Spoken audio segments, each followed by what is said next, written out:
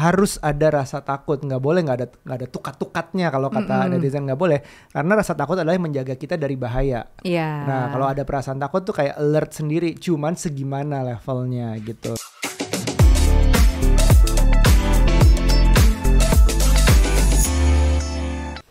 Halo parents, selamat datang di podcast Curhat Babu, curhatnya Bapak dan Ibu. Apa kabar parents?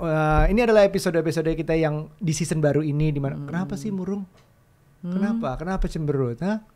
Senyum dikit dong, senyum buat parents. Oke. Atau buat yang di belakang kamera tuh. Kenapa sih? Gitu deh. Apa sih yang hal-hal yang bisa bikin kamu senyum sekarang akhir-akhir ini? Akhir-akhir ini money. Baik. Apalagi? Kita tuh ya selama bulan Ramadan ini kan puasa. Kehilangan momen kita ngopi pagi setelah nganterin anak-anak tuh lumayan bikin aku manyun sih. Minum aja kalau gitu. Kosong. Slapstick habis, ada gelas kosong. Jadi enggak, itu lumayan bikin cemberut loh. Kan iya benar. Kita jadi kehilangan momen kita bareng-bareng. Bulan puasa tuh bulan gak ngopi itu buat aku tuh. Paling aku kangen itu ngopi. Lah kamu juga manyun kan? Kurang kopi. Ini harus digas dikit gitu. Jadi senyum itu susah ya kalau misalnya pertama kurang gizi kayak gitu sekarang. Tapi ada hal-hal kecil yang bisa, kemarin aku suka deh. Kemarin kamu itu saat nyiapin makanan buat Shua. Iya. Nah kamu siapin sendiri, masak sendiri sekali-sekalinya. Sekali-sekali. Tiap hari nih. Tiap hari itu kan manyun lagi loh aku loh, dibilang jarang masak. Tiap hari dia bikin niat makan siang buat anaknya, tapi dikasih tambahannya adalah sticky notes. Iya, jadi kamu tau gak sih itu tuh sebenarnya ada tren waktu masuk tahun ajaran baru lah, tahun ajaran sekolah, ajaran baru sekolah, di mana ibu-ibu tuh pada bikin kan bento buat bekal anak sekolah kan, terus ada yang bikin sticky notes ditempel di atas lunchbox anaknya. Nah, tapi aku nggak melakukan itu sih di awal-awal. Justru gara-gara aku pikir, kayaknya overrated deh, kayaknya udah banyak yang melakukan, ya kan? Okay, sampai mbaknya, susternya, anak-anaknya temanku pada bikin juga notes buat si anaknya ini kan. Jadi aku kayak, susternya aja bikin ya, aku kok nggak usah lah gitu. Jadinya malah nggak usah. Nah, akhirnya kemarin itu aku baru kayak nyiapin sendiri bekalnya anak-anak, aku kirim ke sekolah dengan aku tempelin sticky notes, dan ternyata kata Shua, ibu aku seneng banget ibu nulisin surat buat aku. Dia senyum-senyum gitu. Terus aku kan jadi kayak aku pikir itu hal kecil yang biasa aja atau malah merasa itu tadi overrated. Kayaknya udah kebanyakan deh kayak gitu. Kamu kasih surat aja apa ada uang jajan dalamnya? Enggak. Ujung-ujungnya uang jajan sendiri ya nak. Surat itu isinya adalah, lucu sih, Nucha waktu itu berusaha untuk bikin satu jokes, tapi jokes yang sebenarnya ini gombal-gombalnya Nucha tapi nggak pernah dikeluarkan aja. Nah itu sampai ada yang googling waktu itu. Benar, nyari inspirasinya. Ini menyebut Shua, Shua namanya. Apanya gitu. Kayak gitu. Jadul. Tapi hal-hal kecil itu bisa bikin anak kita tuh tersenyum. Benar. Jadi senyum itu juga tergantung, aku dengar, dari pengalaman pertama. Bener sih. Nah itu, aku nulis itu adalah pengalaman pertamaku buat Shua. Dan Shua malah seneng banget. Jadinya aku kan kayak berusaha untuk, apalagi ya aku tulisin surat yang lucu ya. Kayaknya gitu. itu juga pengalaman pertamanya Shua. Jadi waktu itu juga pernah ada cerita, aku ingat yang Aira, anak kita yang satunya, dimana dia itu belajar berenang. Nah, belajar berenang di beberapa tahun lalu, di awal banget. Kayaknya masih umur 1 tahun deh, apa 6 bulanan gitu. Pertama kali belajar renang, itu dia nangis-nangis. Nangis karena mungkin metodenya kurang cocok buat dia. Betul. Yaitu yang private, bukan private lah ya. One on one, terus dicemplungin langsung, nggak ada kayak pemanasan ala anak-anak. Ya udah, dia nggak mau lagi berenang. Abis itu baru first lesson. Iya gitu. Benar, approach-nya aja sih mungkin yang nggak nyaman ya, nggak cocok aja gitu. Terus akhirnya dia nggak mau berenang untuk beberapa bulan. Akhirnya kita coba lagi, Nucha nemuin riset beberapa tempat belajar berenang. Akhirnya dia nemu yang menurut kita nih cocok banget nih, kayaknya ini metodenya bisa dicoba. Betul. Jadi caranya waktu itu tuh orang tuanya harus masuk, salah satu dari orang tuanya harus masuk juga. Terus dalam bentuk grup kecil, jadi bukan anak sendiri dengan coachnya yang orang dewasa. Betul. Jadi rame-rame, dan nggak ada namanya berenang, istilahnya tuh cuma celup terus main aja, nggak ada kepala dalam air di hari pertama tuh nggak ada, cuman main-main ciprat-ciprat, main-main ada apanya pelampungan ala-ala gitu, tapi nggak pakai ban. Terus ya udah, dia tuh sejak itu stay, at least dia mau lagi datang lagi, sekarang udah selesai, udah bisa berenang. Benar. Gitu. Jadi sebenarnya pengalaman pertama tuh menentukan. Walaupun di awal kayak mungkin kesannya buat Aira pada saat itu nggak menyenangkan, tapi kita coba lagi di kesempatan kedua yang ternyata justru jauh lebih memorable buat dia ya sampai lumayan sekarang. Tuh kita harus nyembuhin cemberutnya beberapa bulan, baru coba lagi dia mau akhirnya. Benar, kerasa banget sih kalau anak-anak tuh cocok-cocokan di awal tuh nggak seneng gitu ya dengan sesuatu, terus banyakan nangisnya kan waktu itu. Begitu kedua dia malah happy banget gitu. Tapi ini beda ceritanya Bab. Waktu aku bawa anak-anak tuh ke dokter gigi. Kan aku baca sebagai ibu baru dong ya waktu itu kan. Aku baca-bacalah riset gitu bahwa anak-anak tuh udah harus diperkenalkan ke dokter gigi dari umur 6 bulan. Terus aku mikir, 6 bulan duduk sendiri aja belum tentu bisa. Itu kan baru belajar makan kan, yang duduknya masih dipapah gitu loh. Giginya aja baru dikit. Gitu, baru paling 4 gitu kan. Jadi aku pikir, masa sih gitu dari umur segitu. Terus aku agak molorin dikit deh biar tumbuh giginya agak lumayan lebih banyak tuh. Kayaknya sekitar umur setahun kurang dikit aja.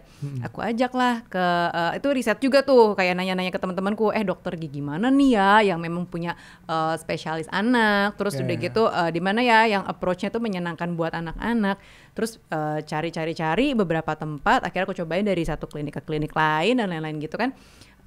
Terus memang benar ternyata approach untuk anak-anak dengan yang tidak menakutkan itu beda banget loh sama yang kita zaman dulu ke dokter gigi. Rasanya kayak jarang banget deh aku ke dokter gigi zaman kecil. Ya nggak sih?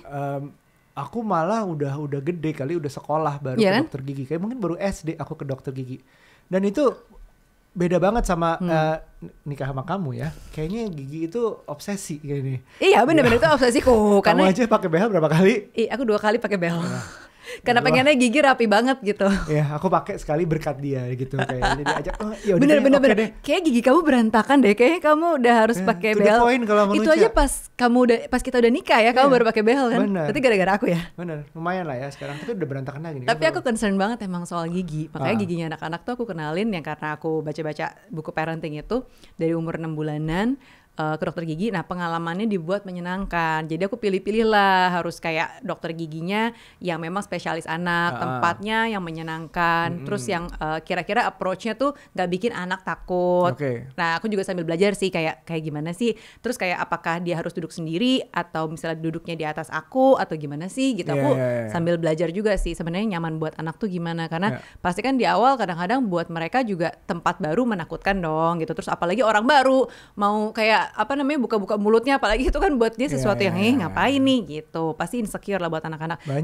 Banyak interaksinya sama orang lain itu sama susternya, sama dokternya. Dia biasanya anak-anak kan juga tergantung, anak-anak kan beda-beda ya. Ada yang slow to warm up, ada yang aman aja gitu. Terus akhirnya sampai menemukan tempat langganan kita gitu ya. Sampai sekarang dari Aira umur berapa ya aku lupa 1 tahunan, terus Shua aku justru lebih agak early 1 tahun kurang. Udah ke situ ke Audi Dental dekat rumah. Sebenarnya karena cabangnya banyak. Iya benar sih, cabangnya kebetulan banyak. Ada yang dekat rumah kita ada 2 ya, cabang terdekat benar, gitu. Benar. Tapi kita pilih satu Audi Dental ini yang memang sebenarnya gara-gara dokter giginya adalah temen juga kebetulan gitu. Oh lo di situ, yaudah ayo cobain. Kebetulan nih gue lagi riset beberapa gitu. Kita cobain. Benar. Dan memang yang udah masuk ke dalam kualifikasi aku juga tuh kayak dokter giginya harus spesialis anak kan. Jadi memang kebetulan dokter ini spesialis anak gitu, dokter gigi spesialis anak. Jadi aku bawanya ke dia, aku lebih pede karena kita kenal kan setidaknya gitu kan. Terus aku suka rekomendasi juga ke teman-temanku. Nah, itu penting tuh, dokter gigi spesialis anak. Karena dokter giginya ada banyak, macam-macam tergantung kebutuhannya. Dan spesialis anak itu memang dibikin dokter itu kebetulan juga karena temen ya, karena kenal juga. Dia tuh happy banget, friendly banget, dan moodnya ngebawa bahwa itu nggak ada yang perlu ditakutin gitu. Betul. Nyaman banget. Dan di ruang tunggunya tuh kita ketawa malah. Yang aku paling suka karena ada playgroundnya. Iya. Justru anak-anak ya suka minta datang early. Nggak ada sih waktu kita kecil. Iya. Gitu ya. Anak-anak tuh kalau datang early justru memang minta biar bisa main dulu. Iya, jadi apalagi waktu itu di umur 1-2 itu ya playground works very very well gitu. Mereka pasti senang banget main di playground dulu. Terus ada snack corner. Nah snack cornernya ada kesukaan Shua. Dia setiap kali ke dokter gigi minta dulu, terus sampai dibawa pulang lagi aku mintanya. Kan jadi kayak enak kita bawa-bawa. Tahu nggak apa? Itu keripik singkong. Ini tim pasti bilang ini Shua nih calon anak kos banget nih.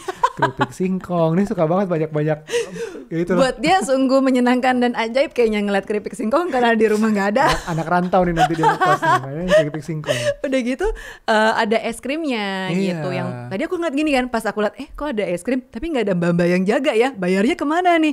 Katanya ada tulisannya ini free buat anak-anak gitu. Tapi karena Shua dianterinnya sama neneknya, jadi kayak neneknya yang malah ini mama boleh minta gak sih gitu? Jangan dulu kali mah. Tapi it's match gitu sebenarnya. Soalnya ya namanya abis dari dokter gigi, misalnya giginya abis itu ada bengkak atau apa, es krim is the best kan? Iya sih. Selalu kan dari kecil kita bilang oh abis dari dokter gigi boleh ke es krim deh, boleh beli es krim deh, ini nggak usah beli lagi. Buat soothing ini ya gusinya gitu kan, biar nyaman. Benar-benar. Jadi sebenarnya secara lokasi tersebar di mana-mana, itu yang memudahkan kita kan untuk datang gitu kan. Biasanya aku daftar dulu beberapa hari sebelumnya karena lumayan rame nih si dokter langganan kita ini. Kita dokter juga anak-anak ini. Waktu itu kalau nggak salah dokternya nggak ada, teman kita nggak ada, dokter lain tuh juga ramah. Benar. Jadi nggak harus ke teman kita ini. Iya, nggak apa-apa. Terus yang bikin anak itu bahkan pengen balik lagi, nggak takut pengen balik lagi adalah afternya, sesudah selesai. Kebetulan waktu itu mungkin penanganan anak kita nggak ada yang sampai harus bolong atau apa, jadi cuman periksa doang, bahkan rutin aja periksa. Jadi dia pengalaman pertamanya baik-baik aja gitu. Terus ditambah bukan baik-baik doang tapi spesial, yaitu dikasih apa tuh, stiker sama mainan anak juga kalau nggak salah. Pilihan mainannya ada bando-bandoan, terus ada apa macam-macam deh. Kita suka ditawarin beda-beda gitu. Pokoknya berikutnya kalau dia mau datang dia selalu bilang, aku boleh nggak nanti minta ini gitu. Iya. Boleh. Terus TV-nya ya, aku kan jadi merhatiin gara-gara aku suka nemenin sambil tiduran juga.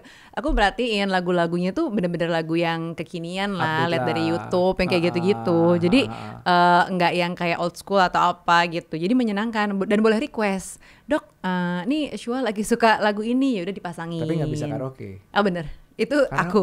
Karena mulutnya. Iya bener. Lucu nggak? Enggak juga. Senyum tapi ya berhasil juga.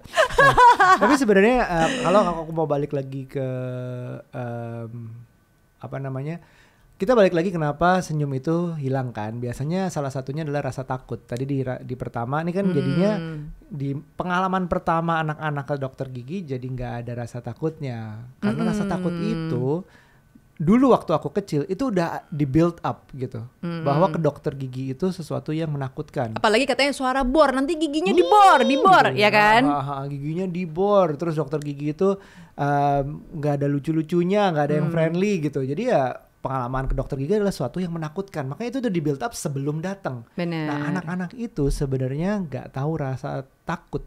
Cuma 2 hal yang dia takut dari lahir. Apa tuh? Yaitu takut akan ketinggian atau dijatuhkan. Dan takut atas loud noises. Cuma 2 itu pada dasarnya yang bawaan lahir rasa takut. Sisanya itu inherited. Artinya diberikan rasa takut itu oleh sekitarnya, bisa orang tuanya, bisa teman-temannya, bisa pengasuhnya, bisa siapapun. Itu yang bikin takut. Jadi cuma 2 itu. Jadi contoh nih ada namanya Little Albert Experiment. Jadi dia itu anak-anak kecil itu bayi itu ditaruh main sama ada beberapa mainan-mainan bayi sama ditaruh ular.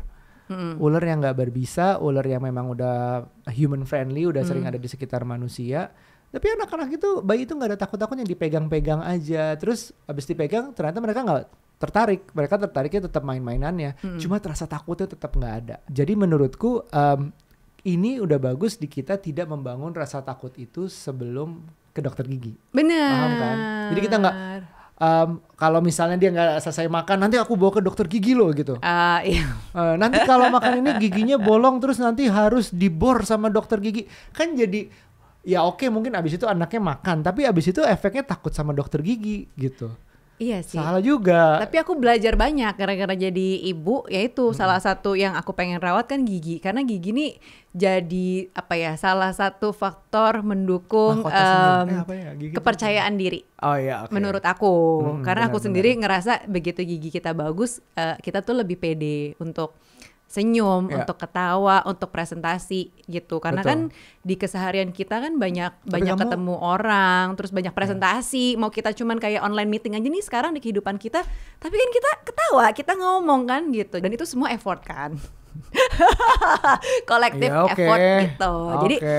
effort untuk merawat gigi kayak sikat gigi 2 kali sehari. Terus aku pilih apa namanya? Aku tuh males loh odol waktu yang kecil. ada fluoride-nya, yang kayak gitu-gitu. Aku tahu kamu mageran ya. Mageran karena dulu waktu kecil itu aku Kelihatan sih.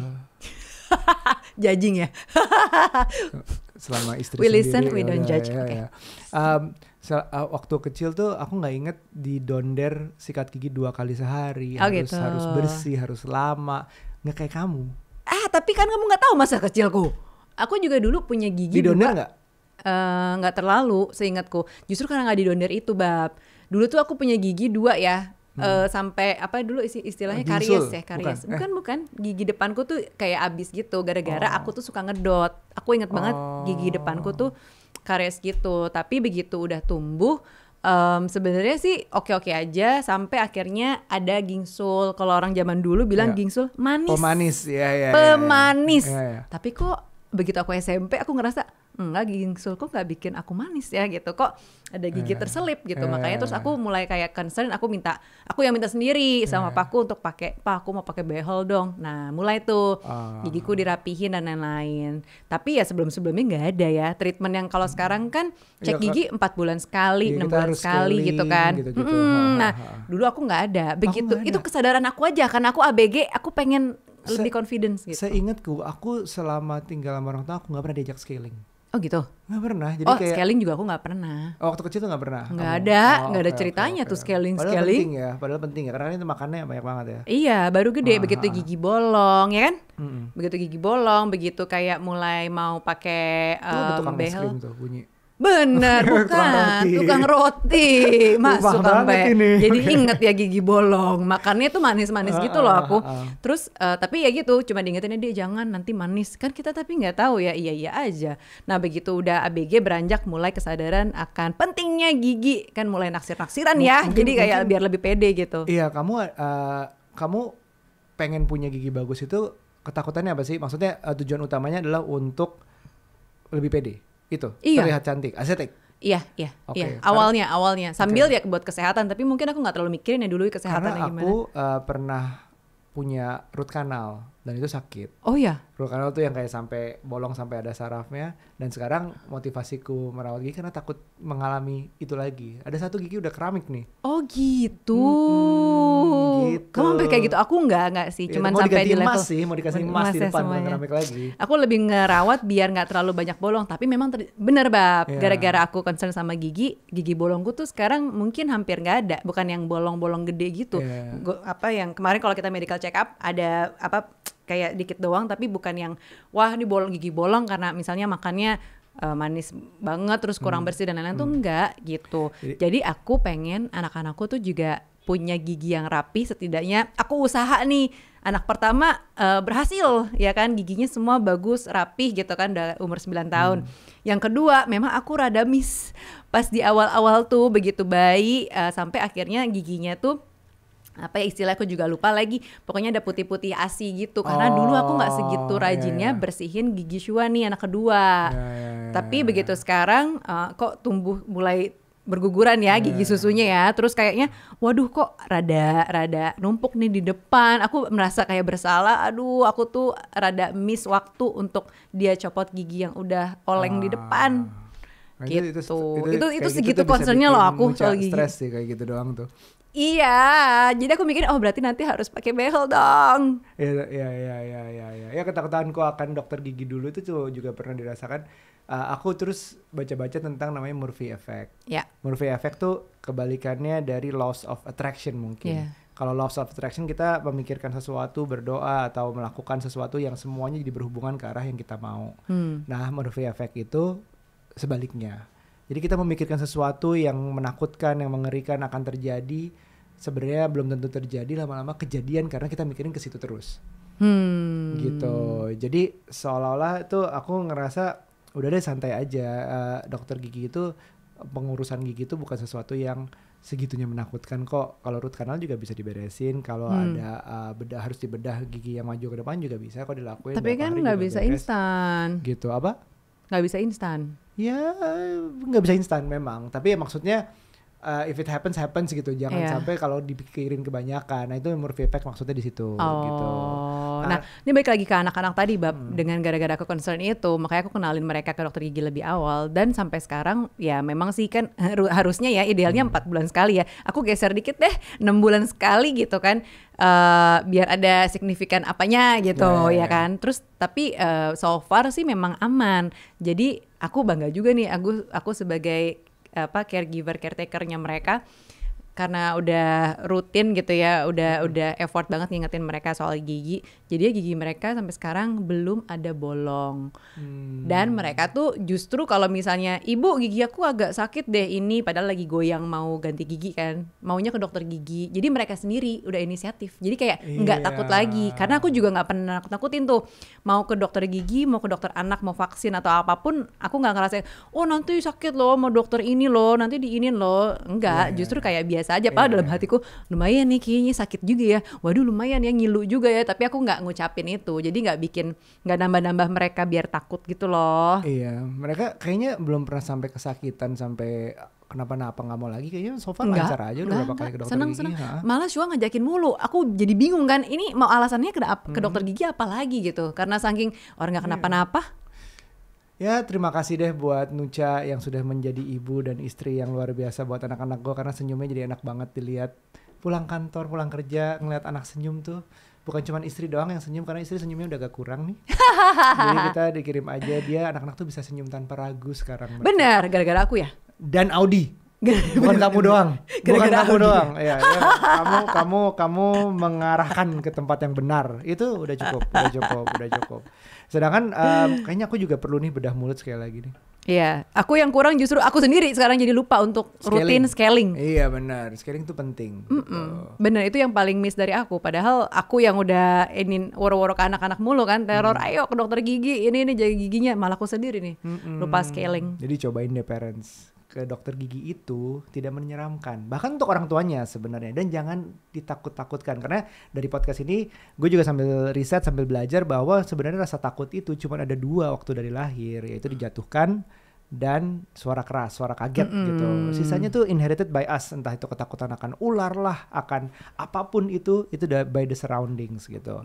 Jadi ajak ke dokter gigi dari awal, nanti benefitnya luar biasa deh di saat udah gede. Nggak harus giginya nanti bolong-bolong, root canal tuh nggak enak banget, jangan sampai. Nah itu, jadi kalau mau coba dokter gigi, nah kita kebetulan ada di Cipete ya. Benar, paling dekat. Dokter gigi kita Audi Dental tuh ada di Cipete, cari dokter gigi spesialis anak. Betul. Kalau mau bedah mulut ya bedah mulut lain, tapi ini spesialis anak. Iya, ada juga dokter spesialis bedah mulut juga ada. Ada di situ. Tapi ini karena buat anak-anak kita, jadi kita carinya yang memang spesialis gitu. anak. Nah, kalau dari aku recapnya sebenarnya bisa lebih gini. Rasa takut itu kan diciptakan lebih banyak oleh lingkungan sekitar yang kamu bilang kan. Betul. Nah, gimana caranya kita sebagai orang tua menjadi tempat yang nyaman dan aman buat anak-anak, yang katanya safe space-nya anak-anak. Justru jangan ditakut-takutin. Karena anak-anak tuh jadi kayak udah terkotak-kotakan gitu dan gak mau maju menurutku. Iya, sering tuh ada jangan nangis nanti dipanggil satpam. Iya, jadi banyak hal yang kayak terlalu banyak boundariesnya gitu sebagai orang tua, kayak magerin banyak hal, nanti ini, jadi anak-anak tuh gak maju. Padahal sebenarnya ya udah gak apa-apa, coba aja dulu. Tapi nanti kalau jatuh gini ya. Jadi ini bikin mereka punya learning dari sesuatu yang mereka sekalipun gagal gitu loh. Jadi bukan a threat atau ancaman, tapi lebih ke arah action and consequences ya. Iya, jadi kalau lari nggak hati-hati jatuh jelas. Tapi kan kalau nggak makan terus dipanggil satpam nggak ada hubungannya gitu. Karena secara logiknya nggak nyambung. Jadi anak akan lama-kelamaan akan mikir ini kayaknya nggak gitu deh. Iya, dan sebenarnya salah satu hal yang aku juga amazed sama anak-anak tuh mereka berani, salah satunya adalah naik roller coaster yang sebenarnya aku sendiri takut. Tapi aku nggak nakut-nakutin anak-anak sih, cuman aku kayak ibu nggak usah ikut ya, kalian aja kalau mau nggak apa-apa gitu. Karena rasa takutnya biar aku simpan sendiri. Iya. Tapi kalau kalian mau naik nggak apa-apa sama kamu aja gitu. Terus kita jelasin kenapa beda rasa takut orang gitu. Iya, gitu. Jadi aku pengennya nge-push mereka punya nggak ada rasa takut hal-hal yang kayak gitu. Tapi kalau berbahaya baru dan tugas kita untuk menjaganya, untuk menjagain, untuk ngelarang gitu. Tapi maksudnya untuk ngembaliin bahwa rasa takut itu boleh dipunya, tapi sebenarnya bukan karena kitanya yang ciptain gitu. Tapi anak-anak akan tahu boundariesnya di mana sih, di mana sih aku tuh boleh nge-push limitku gitu. Karena rasa takut sendiri itu penting adanya. Harus ada rasa takut, nggak boleh nggak ada tukat-tukatnya kalau kata netizen, nggak boleh. Karena rasa takut adalah yang menjaga kita dari bahaya. Nah kalau ada perasaan takut tuh kayak alert sendiri, cuman segimana levelnya gitu. Takut terhadap, kalau serba takut sama semua hal ya kita nggak akan bergerak apa-apa gitu. Benar itu sih. Nah aku kan penakut ya, jadi nggak apa deh. Dia dapatnya berani dari kamu aja. Emang kamu penakut? Ih takut aku. Oh itu kan roller coaster aja. Hal lain sih enggak. Kayaknya enggak sih. Bilang bahwa gigiku itu berantakan nggak ada takut-takutnya kamu ke aku? Nggak ada. Kalau sama kamu aku nggak takut, biasa aja. Oh iya, ini ngomongin takut juga lucu juga nih. Si Shua ditanya, Shua kamu takutnya sama apa? Sama kakak. Oh oke, baru tahu. Kakak, kamu takutnya sama apa? Sama bapak. Loh, emang bapak yang galak? Ya sama bapak. Terus anak-anak menurut kamu bapak takutnya sama apa? Sama ibu. Waduh, ibu ada top of the chain nih. Tapi ibu takutnya sama apa? Sama kecoa dan cicak. Yes, aku paling takut sama cicak dan kecoa. Terus si Shua nambahin, tapi kecoa dan cicak takut sama aku. Bener. Jadi kita circle, muter terus ya. Jadi nggak ada yang on top of the food chain, nggak ada. Jadi anak udah tahu ya rasa takut itu seperti apa ya. Bener, semoga dia nggak nular ya dari ketakutan aku yang takutnya sama cicak sama kecoa. Dia nggak takut sama cicak tuh. Bener sih.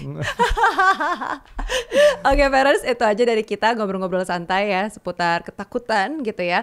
Dan juga tadi tuh mengembalikan senyum kita. Ya kan, dan senyumnya anak-anak juga. Dan juga tadi soal hacksnya ke dokter gigi. Jadi jangan takut-takutin ya guys. Aku tahu, aku ngopi dulu mungkin. Senyum tuh, kamu senyum. Bener. Oke, kalau gitu sampai ketemu di episode selanjutnya. Bye.